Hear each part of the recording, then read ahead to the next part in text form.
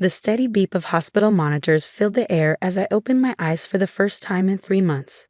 Everything was blurry, and my throat felt like sandpaper. A nurse rushed to my side, speaking words I couldn't quite grasp. But one thought cut through the fog in my mind. Where were my children?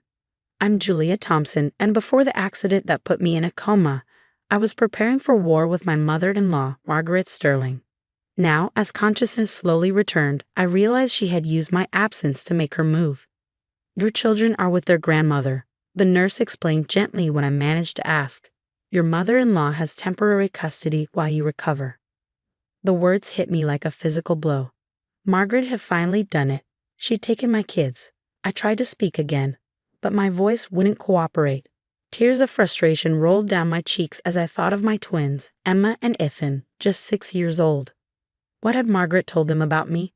As my strength gradually returned over the next few days, I learned what had happened. Margaret had convinced my husband, David, that I was an unfit mother while I was unconscious. She'd used my accident, a car crash that wasn't even my fault, as evidence of my recklessness. She filed for emergency custody, painting herself as the concerned grandmother stepping in to protect her grandchildren. What Margaret didn't know was that I'd been collecting evidence against her for months before the accident. Every manipulative text, every threatening voicemail, every incident of her undermining my parenting, I had documented it all. I'd known she was planning something. I just hadn't expected her to strike while I was literally fighting for my life. The physical therapy was grueling, but my determination to reclaim my children pushed me through the pain. Every time I wanted to give up, I thought of Emma and Ethan in Margaret's house, being turned against me day by day. David visited occasionally, looking uncomfortable and guilty. He'd always been weak when it came to his mother, unable to stand up to her controlling nature. Now he was caught between us, and true to form, he'd chosen the path of least resistance. The kids are doing well, he said during one visit, not meeting my eyes. Mother has them enrolled in private school now. She thinks it's better for them. Better than the school we chose together. I managed to say, my voice stronger now but still raspy. The one near our house with a great special education program for Emma's dyslexia. He shifted in his chair. Mother says Emma just needs more discipline, not special treatment. I clenched my fists under the hospital blanket. Margaret had always dismissed Emma's learning difficulties, claiming our daughter was just lazy. It was one of the many reasons I'd started documenting her behavior. Have you told them I'm awake? I asked. David looked away. Mother thinks it's better to wait until you're stronger. She doesn't want to upset them. Of course she didn't. Every day I was kept from my children was another day she could poison them against me. But Margaret had underestimated me. She thought the accident had given her the perfect opportunity, but she didn't know what was waiting on my laptop at home or in the safety deposit box at the bank. The day I was finally released from the hospital, my best friend Amy picked me up. She'd been keeping tabs on Margaret for me, gathering new evidence to add to my existing file. She's gotten worse, Amy told me as we drove to her house. I'd be staying with her while I continued my recovery. She's told everyone who'll listen that you were drinking the night of the accident. I was at work, I said, anger burning in my chest. There are security cameras and witnesses. I know, I've got it all documented. Amy glanced at me. She's also been posting things on social media about how the kids are finally getting the stable home they deserve. I saved screenshots. We pulled up to Amy's house, and she helped me inside. My legs were still weak from months of disuse, but I was getting stronger every day. On her dining room table, I saw stacks of papers, everything she'd gathered while I was unconscious. Your laptop is still at your house, Amy said. David doesn't know about the hidden folder, does he? I shook my head. No one does except you and my lawyer. I picked up one of the papers, a social media post where Margaret claimed I'd been neglecting the twins before the accident. She has no idea what's coming. That night, as I lay in Amy's guest room, I thought about the last conversation I'd had with Margaret before the accident. She'd shown up at my house unannounced, as usual, criticizing everything from the kids' clothes to the snacks in the pantry. They deserve better than this, she'd said, gesturing around my perfectly clean, comfortable home. They deserve what I can give them. They deserve their mother, I'd replied. And one day, Margaret, everyone will see exactly what kind of person you really are. She'd laughed dismissively, but I'd seen the flash of uncertainty in her eyes. She'd known I was documenting things, but she had no idea how thorough I'd been. Now, as I struggled to regain my strength, I thought about my children. Were they wondering about me? Did they think I'd abandoned them? Margaret would be using every moment to turn them against me, but I had to believe that the bond between mother and child was stronger than her manipulation. Tomorrow I would call my lawyer. The file I'd been building was extensive. Recordings of Margaret threatening to take the kids, evidence of her lying to social services, documentation of her interfering with Emma's dyslexia treatment. She thought my accident had given her the perfect opportunity to strike. Instead, it had given me the perfect opportunity to expose her true nature. Margaret Sterling was about to learn that you should never underestimate a mother's love or her capacity for strategic thinking. I closed my eyes, picturing Emma and Ethan's faces. "Hold on, babies," I whispered into the darkness. "Mommy's coming." The next morning, I met with my lawyer, Rebecca Chen, in her downtown office.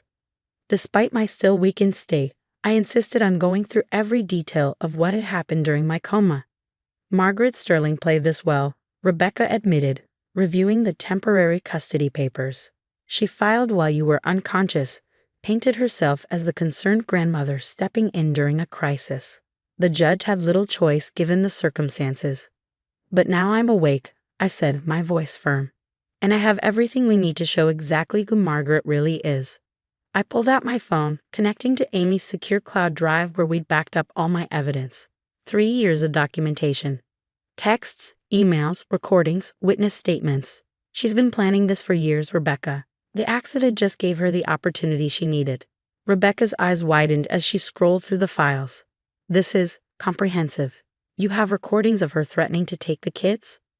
"Multiple recordings, plus evidence of her interfering with Emma's dyslexia treatment, lying to social services about my parenting, even attempting to bribe our nanny to spy on me." I leaned forward. "She's been trying to manipulate my children since they were born, and I've documented all of it." As Rebecca reviewed the evidence, I received a text from Amy. "Margaret just posted another Facebook update about the twins. You need to see this." The post showed my children at some expensive private school, wearing uniforms I'd never seen. Margaret's caption read, "So grateful these precious angels are finally getting the education and stability they deserve. Sometimes God works in mysterious ways to ensure children end up where they belong." My hands shook with anger as I showed Rebecca the post. She's using my accident, an accident that nearly killed me, to justify stealing my children. "This works in our favor," Rebecca said, taking screenshots. "She's creating a public record of parental alienation. But Julia, I need to warn you, this won't be easy. Margaret has resources, connections, she'll fight dirty." "So will I," I replied. "But unlike her, I have the truth on my side." That afternoon, I had my first physical therapy session since leaving the hospital. As I struggled through the exercises, my therapist, Maria, told me something interesting. "Your mother-in-law called the hospital several times while you were in the coma," she said, helping me with my leg stretches. "She kept asking about your prognosis, whether you have any permanent disabilities. She seemed disappointed when we told her you were expected to make a full recovery." I filed this information away, adding it to my mental list of Margaret's manipulations. She'd probably been hoping I'd be too impaired to fight back. Later that day, David came to Amy's house. He looked tired, older somehow. "The kids ask about you," he said softly. "Mother tells them you're still too sick to see them." "And you let her?" I couldn't keep the bitterness from my voice. "They're our children, David, not hers." "She's just trying to help," he started, but I cut him off. "Is she helping Emma with her dyslexia? Or is she still insisting our daughter just needs to try harder?" I pulled out my phone, showing him the videos I'd taken of Margaret berating Emma for her reading difficulties. "Is this helping?" David's face paled as he watched the footage. I didn't know. "Because you never wanted to see it," I said. "You've always chosen the easy path, letting your mother control everything because it's easier than standing up to her. But now she's hurting our children, and I won't let that continue." I showed him more evidence, the text messages where Margaret had outlined her plans to take the kids. The recordings of her threatening me when she thought no one was listening. With each revelation, I saw the carefully constructed image of his perfect mother crumbling. "She's not who you think she is," I said quietly, "and deep down you've always known that." He left looking shaken, and I knew Margaret would notice his distress. She demanded to know what I'd said to him, tried to reassert her control. Let her. The cracks were already showing in her carefully constructed facade. That evening, I received an unexpected visitor, my former nanny Sophie. She quit shortly before my accident, and now I knew why. Mrs. Sterling offered me money to spy on you, Sophie confessed, sitting in Amy's living room. When I refused, she threatened to ruin my reputation, make sure I never worked as a nanny again. I was scared, so I just quit. I'm so sorry, Julia. I should have told you. Would you be willing to make a statement? I asked. Legally, on record? Sophie nodded firmly. I saved the emails where she made the offers. And I recorded some of our conversations. I knew something wasn't right about how she was acting. Another piece of evidence to add to my arsenal. Margaret's web of manipulation was vast. But she'd made one crucial mistake. She'd assumed she was the only one who knew how to play the long game. As I lay in bed that night, my phone lit up with a text from an unknown number. It was a photo of Emma and Ethan, clearly taken that day. They looked sad, lost. Beneath it was a message. They're where they belong now. Don't make this harder than it needs to be. I showed the message to Amy, who immediately began tracing the number. Margaret's attempt at intimidation had just given us more evidence of her harassment. We file tomorrow, I told Rebecca over the phone. I want my children back, and I want Margaret Sterling to face consequences for what she's done. Are you sure you're strong enough? Rebecca asked. We could wait a few more weeks. I've been gathering evidence against Margaret for 3 years, I replied. I'm done waiting. She thought my accident was her opportunity to take my children. Instead, it's going to be her undoing. I ended the call and looked at the photo of my twins again. Hold on just a little longer, I whispered. Mommy's coming for you, and this time, no one will ever take you away from me again. The next morning would mark the beginning of my counterattack. Margaret Sterling was about to learn that she'd made the biggest mistake of her life when she decided to target my children. Because while she'd been playing at being the perfect grandmother, I'd been building a case that would expose her for exactly what she was, a manipulative, controlling woman who'd finally gone too far.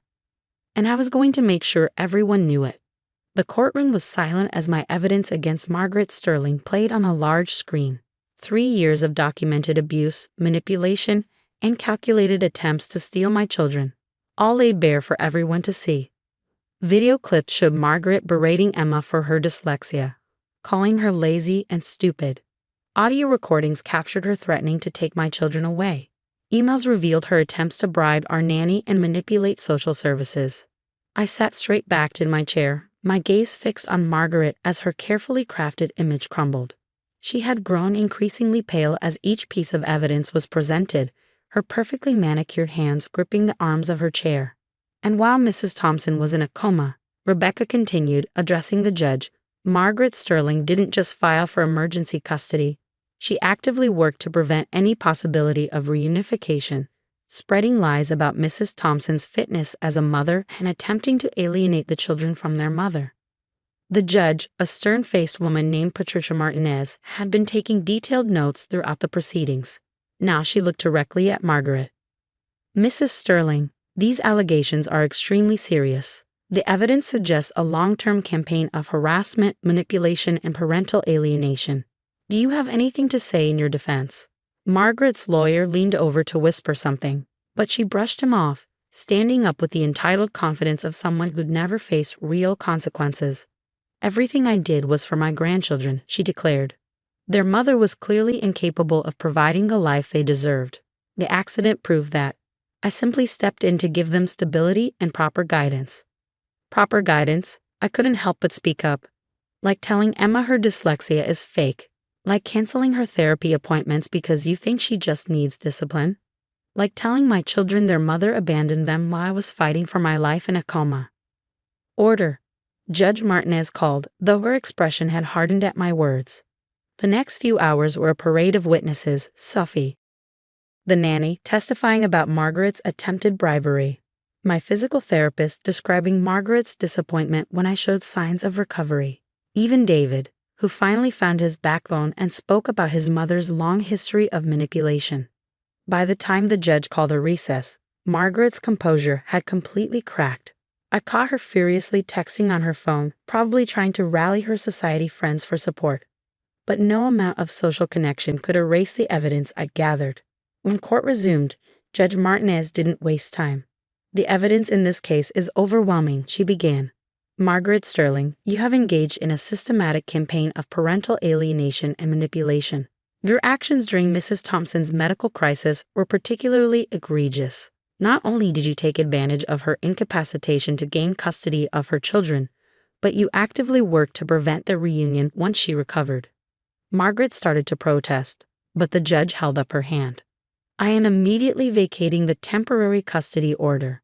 The children are to be returned to their mother's care within 24 hours.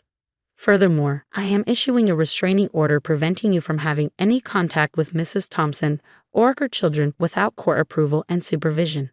The victory was complete, but I felt no joy, only relief and determination. Now came the hard part, helping my children heal from the damage Margaret had caused. When I arrived at Margaret's house with the police and social services to collect Emma and Ethan, I could hear her raging inside, declaring that she'd appeal, that she'd never stop fighting for her children. But then the door opened, and none of that mattered anymore. My babies were there, looking uncertain and confused until they saw me. "Mommy," Emma whispered, her voice small and unsure. I knelt down, opening my arms. "Yes, sweetheart, Mommy's here, and I'm never leaving you again." They ran to me, and as I held them close, I could feel Margaret's poisonous influence beginning to fade. We had a long road ahead. Therapy for the twins, rebuilding trust, healing as a family, but we would do it together. David, who had watched the reunion from a distance, finally approached. "I'm sorry," he said quietly. "I should have seen what she was doing. Should have stopped her years ago." I nodded, not ready to forgive him completely but acknowledging his part in helping expose Margaret's true nature. "The kids will need you to be strong now. No more letting your mother control everything." "She won't," he promised. "I've already told her I'm cutting contact until she gets professional help. The kids come first now." As we drove home, really home, to the house Margaret had deemed unsuitable, but that held all our happy memories, I thought about everything that had led to this moment. Margaret had spent years weaving her web of manipulation, thinking she was untouchable. She never imagined that every step of the way I was building my case. "Are we really staying with you now?" Ethan asked from the backseat. "Grandmother said you didn't want us anymore." "Grandmother lied," I said firmly. "I will always want you. You're my children, and nothing will ever change that." Later that night, after the twins were asleep in their own beds for the first time in months, I received one final text from Margaret. "This isn't over." I smiled, taking a screenshot to add to my ever-growing file of evidence. "Yes, Margaret," I whispered to myself, "it is." Because while she had spent years playing the role of the perfect grandmother, I had been gathering proof of the monster beneath the mask. She thought my accident was her opportunity to steal my children. Instead, it had given me the chance to expose her true nature to the world. Margaret Sterling had finally learned the most important lesson of all. Never underestimate a mother's love or her capacity for justice.